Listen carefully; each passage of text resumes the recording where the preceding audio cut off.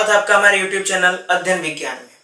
ये हमारा CBSE class 9th biology के चैप्टर सेल का सेकेंड लेक्चर है। जिसने भी फर्स्ट लेक्चर ना देखा हो, ऊपर दिए हुए आई बटन पे क्लिक करके वो फर्स्ट लेक्चर देख सकता है। फर्स्ट लेक्चर में हमने सेल के डेफिनेशन के बारे में, सेल के डिस्कवरी के बारे में और सेल थ्योरी के बारे में डिस्कशन कर लिया था। तो आज हम आगे बढ़ेंगे, आज आगे के टॉपिक्स को कवर करेंगे। आज के लेक्चर में हम 3 टॉपिक्स पढ़ेंगे। पहला है क्या, types of cells, types of cell. दूसरा है सेल शेप और तीसरा है सेल साइज, सेल साइज। आज के लेक्चर में हम लोग ये 3 टॉपिक्स पढ़ेंगे। सबसे पहले शुरू करेंगे types of cell. Types of cell जानने से पहले हम ये जान लेते हैं कि on the basis of number of cells organisms कितने तरीके के होते हैं। तो on the basis of number of cells के आधार पे ऑर्गेनिजम्स जो होते हैं, ये ऑर्गेनिजम्स 2 तरीके के होते हैं। सबसे पहला कौन, यूनिसेलुलर और दूसरा मल्टीसेलुलर।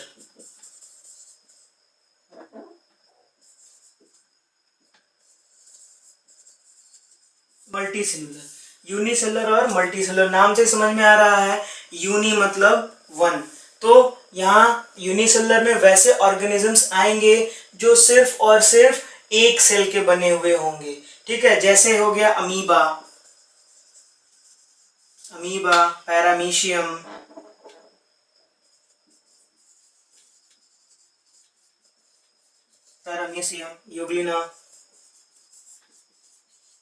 Euglena etcetera. तो यहाँ पे यूनिसेलुलर में वैसे ऑर्गेनिजम्स आते हैं जो क्या सिर्फ और सिर्फ एक सेल के बने होते हैं। दूसरा है मल्टीसेलुलर, मल्टी मतलब एक से अधिक। तो नाम से समझ में आ रहा है, यहाँ वैसे ऑर्गेनिजम्स आएंगे जो एक से ज्यादा सेल के बने हुए होंगे। ठीक है, जैसे इसका एग्जांपल एनिमल, जितने भी एनिमल्स होते हैं वो सारे एनिमल्स क्या होते हैं, मल्टीसेलुलर होते हैं। प्लांट्स, जितने भी प्लांट्स होते हैं वो सारे के सारे प्लांट्स मल्टीसेलुलर होते हैं। ठीक है, तो ये था हमारा एक तरह से नंबर ऑफ सेल्स के आधार पे हमने ऑर्गेनिजम्स को देख लिया। अब हम देखते हैं हमारा पहला टॉपिक जो है type of cell.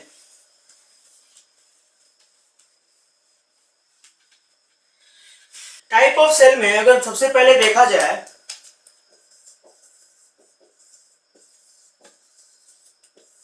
Types of cell में अगर हम देखें तो 2 तरीके के होते हैं। सबसे पहले अगर बात किया जाए तो एक होता है सेल के स्ट्रक्चर के आधार पे, ऑन द बेसिस ऑफ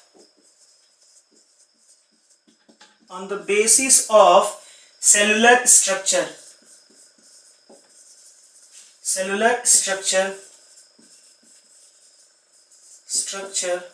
और सेलुलर ऑर्गेनाइजेशन भी कह सकते हैं। तो ये होता है 2 तरीके का। नंबर 1 प्रोकैरियोटिक और नंबर 2 यूकैरियोटिक। प्रोकैरियोटिक और यूकैरियोटिक। दूसरा, ऑन द बेसिस ऑफ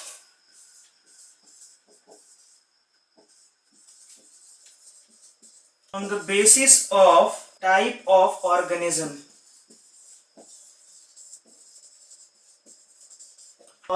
के बेसिस पे जो सेल होते हैं वो 2 तरीके के होते हैं। कौन कौन, एक होता है प्लांट सेल और दूसरा होता है एनिमल सेल।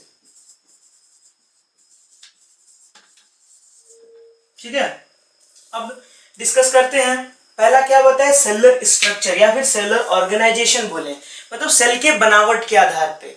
अब पहला देखें हम लोग सेल के बनावट के आधार पे, तो सेल्स 2 तरीके के होते हैं, प्रोकैरियोटिक और यूकैरियोटिक।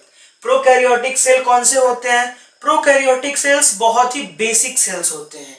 इनमें कोई भी ट्रू न्यूक्लियस नहीं पाया जाता, सेल ऑर्गेनेलीज नहीं पाए जाते। ये कॉमनली ये क्या होते हैं, ये सिर्फ और सिर्फ एक सेल के ऑर्गेनिज्म होते हैं, यूनिसेलुलर ऑर्गेनिजम्स आते हैं। यूकैरियोटिक सिंपल ये एडवांस सेल होते हैं, ये एडवांस होते हैं, इनमें ट्रू न्यूक्लियस पाया जाता है, सेल के ऑर्गेनेलीज पाए जाते हैं, इनमें सेल्स में डिवीजन ऑफ लेबर होता है। डिवीजन ऑफ लेबर कहने का मतलब कि सारे काम के लिए अलग अलग ऑर्गेनेलीज प्रेजेंट होते हैं, ठीक है, अलग अलग ऑर्गेनेलीज अलग अलग एक्टिविटी कर रहे होते हैं, तो इनमें ये हो गया थोड़े एडवांस सेल हो जाते हैं, ठीक है। तो प्रोकैरियोटिक यूकैरियोटिक एक डिटेल डिफरेंशिएशन करेंगे, फिलहाल इतना जान लो। दूसरा पता है on the basis of type of organism, type of organism के बेसिस पे दो तरीके के हुए, प्लांट सेल और एनिमल सेल। नाम से समझ में आ रहा है, जो सेल प्लांट्स में पाए जाते हैं प्लांट सेल, जो सेल एनिमल्स में पाए जाते हैं वो एनिमल सेल, ठीक है। इसका डिफरेंशिएशन हम लोग इस चैप्टर के लास्ट में करेंगे, फिलहाल के लिए इसका डिफरेंशिएशन हम लोग नहीं करेंगे, बिकॉज बहुत सारे सेल ऑर्गेनेलीज हैं जिनके बारे में अभी हम लोग नहीं जान रहे हैं, तो उन सेल ऑर्गेनेलीज के बारे में जब पढ़ लेंगे तो उसके बाद इसका डिफरेंशिएशन हम लोग करेंगे। फिलहाल पहले हम लोग प्रोकैरियोटिक और यूकैरियोटिक का डिफरेंशिएशन देख लेते हैं, ठीक है।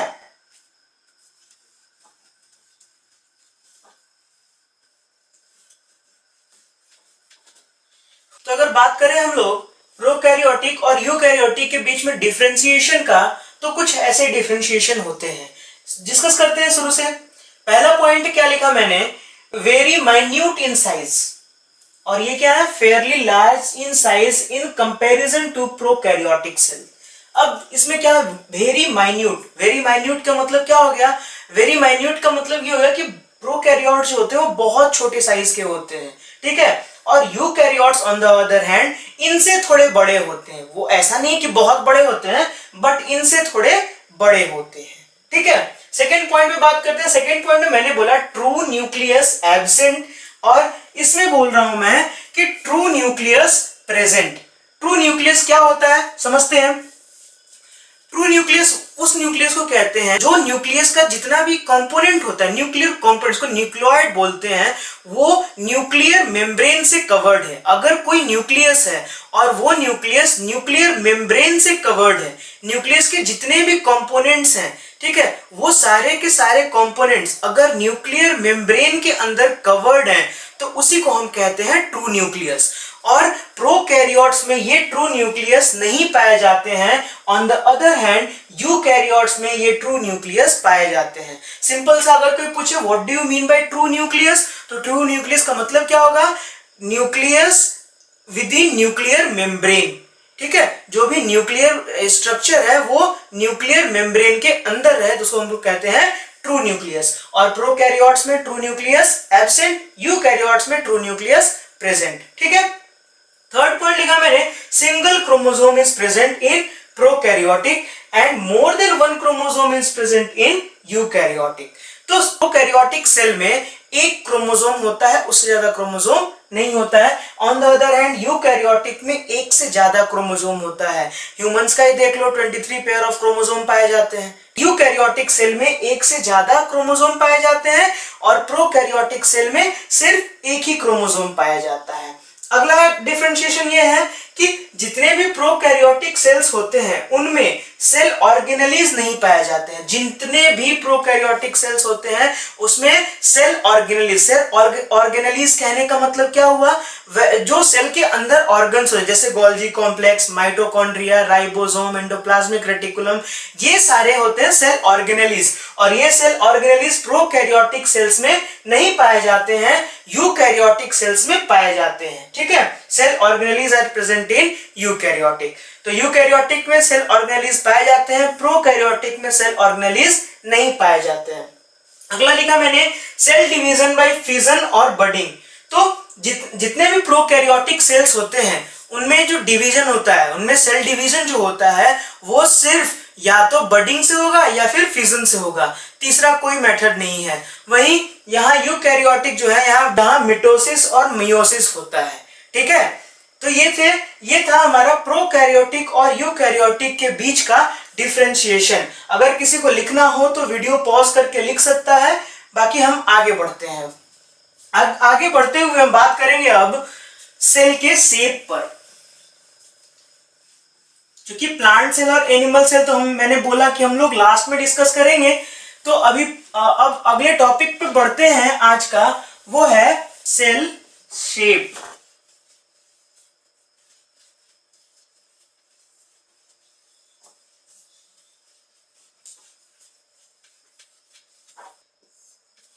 अगर सेल शेप की बात करें तो cell mainly spherical in shape होता है, बट सेल और भी बहुत सारे शेप्स में पाया जाता है।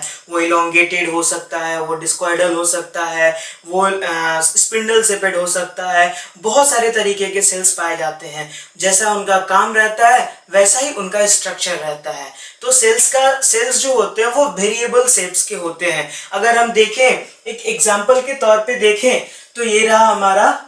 तो अगर हम कुछ एग्जांपल देख लें सेल्स का, तो ये 3 सेल्स का मैंने एग्जांपल लिया।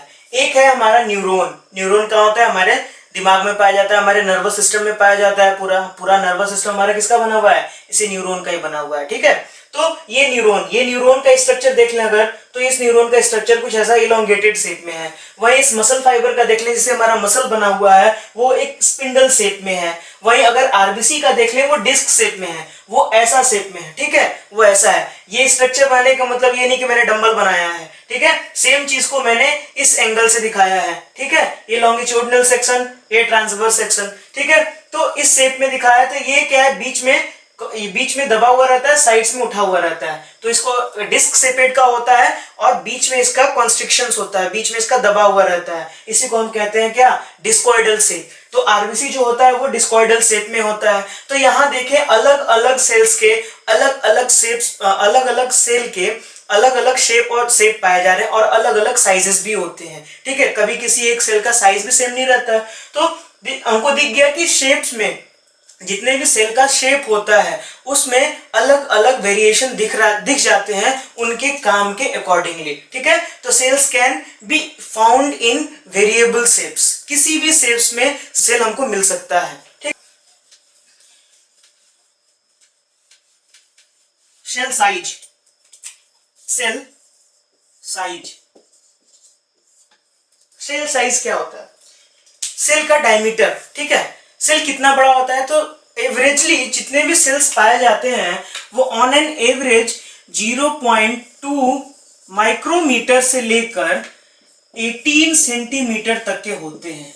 ठीक है, जो सेल का जो साइज होता है वो ऑन एन एवरेज 0.2 माइक्रोमीटर से 18 सेंटीमीटर के बीच का ही होता है। ठीक है, इससे ज्यादा इसमें कुछ नहीं जानना। अब इसमें 3 चीज और आता है। अगर हम बात करें कि स्मॉलेस्ट सेल कौन सा होता है? तो सारे लोग बचपन से पढ़ते आ रहे हैं, TPLO। ये क्या है? ये स्मॉलेस्ट सेल, और इसका डायमीटर कितना होता है? 0.1 माइक्रोमीटर। ठीक है, इसका साइज इतना होता है। और इसका फुल फॉर्म, अगर हम इसके फुल फॉर्म का बात करें तो फुल फॉर्म होता है pleuro pneumonia like organism. Pleuro pneumonia like organism. तो ये किसका फुल फॉर्म होता है? ये पीपीएलओ का फुल फॉर्म होता है। और ये पीपीएलओ क्या होता है? सबसे स्मॉलेस्ट सेल होता है। दूसरा, अगर लार्जेस्ट सेल का बात करें हम लोग, अगर हम लोग लार्जेस्ट सेल का बात करें तो वो होता है एग ऑफ ऑस्ट्रिच।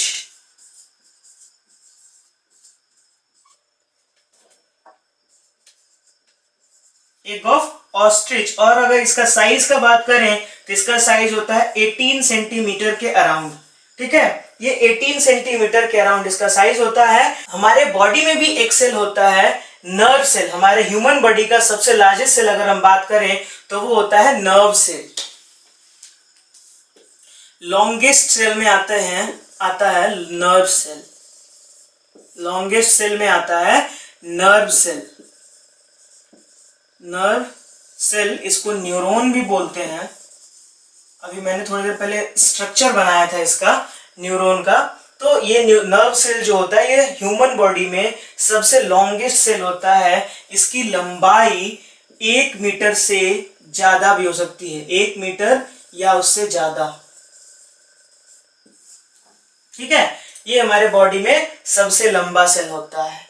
ठीक, तो ये था हमारा सेल साइज के बारे में। ठीक है, सेल साइज के बारे में क्या क्या बताया मैंने? सेल साइज के बारे में ये बताया सेल साइज का रेंज क्या होता है, 0.2 माइक्रोमीटर से लेकर 18 सेंटीमीटर तक। सबसे छोटा सेल माइकोप्लाज्मा या फिर पीपीएलओ। पीपीएलओ का फुल फॉर्म क्या होता है? Pleuropneumonia like organism. इसका डायमीटर कितना होता है? 0.1 माइक्रोमीटर। उसके बाद मैंने सेकंड बताया लार्जेस्ट सेल कौन सा है? Egg of ostrich. इसका डायमीटर कितना है? 18 सेंटीमीटर। उसके बाद मैंने अगला बताया लॉन्गेस्ट सेल, ये ह्यूमन बॉडी में पाया जाता है, कौन सा है? Nerve cell. और ये इसकी लंबाई कितनी होती है? 1 मीटर या 1 मीटर से ज्यादा भी हो सकती है। ठीक है, ये हो गया सेल का साइज। सेल के साइज के बाद आगे हम लोगों को बात करना है कंपोनेंट्स ऑफ सेल। इसको हम लोग अगले लेक्चर में डिस्कस करेंगे। ठीक है, आज हम लोगों ने क्या क्या पढ़ा, एक बार लेक्चर समराइज करते हैं। आज हम लोगों ने पढ़ा 3 चीज, क्या क्या? टाइप्स ऑफ सेल, उसके बाद हम लोगों ने पढ़ा सेल शेप, उसके बाद हम लोगों ने पढ़ा cell size. Types of cell से मैंने क्या बताया? On the basis of cellular structure, cell के स्ट्रक्चर के आधार पे सेल 2 तरीके के होते हैं, कौन कौन? प्रोकैरियोटिक सेल और यूकैरियोटिक सेल। उसके बाद मैंने बात करा सेल शेप के बारे में। सेल का शेप अगर देखें तो वेरिएबल शेप होता है। सेल बहुत सारे शेप्स में पाए जाते हैं। मैंने 3 सेल्स का एग्जांपल लिया था, न्यूरॉन सेल, आरबीसी, उसके बाद था मसल सेल। तीनों में देखा हमने कि एक इलोंगेटेड शेप का था, एक स्पिंडल शेप का था और एक डिस्कॉइडल शेप का था। ठीक है, तो cells can be of variable shapes. उसके बाद मैंने बात करा सेल साइज के बारे में। सेल साइज बता ही दिया मैंने। जो एवरेज साइज होता है वो 0.2 माइक्रोमीटर से लेके 18 सेंटीमीटर तक होता है। सबसे बड़ा सेल कौन सा है? Egg of ostrich. सबसे छोटा सेल कौन सा है? PPLO, pleuropneumonia like organism. और ह्यूमन बॉडी में सबसे लॉन्गेस्ट सेल कौन सा है? न्यूरॉन सेल, जिसकी लंबाई है 1 मीटर या उससे ज्यादा भी हो सकती है। ठीक है, समझ में आ गया? आज के लिए इतना ही। आगे के लेक्चर्स में हम लोग और डिस्कस करेंगे। तब तक के लिए स्वस्थ रहिए, मस्त रहिए और मुस्कुराते रहिए। अगर आपको मेरा वीडियो पसंद आया हो तो इसे लाइक करें, शेयर करें, हमारे चैनल को सब्सक्राइब कर लें और बेल आइकन को दबा दें ताकि फ्यूचर वीडियोस के नोटिफिकेशन आपको मिलते रहें। धन्यवाद। जय हिंद, वंदे मातरम।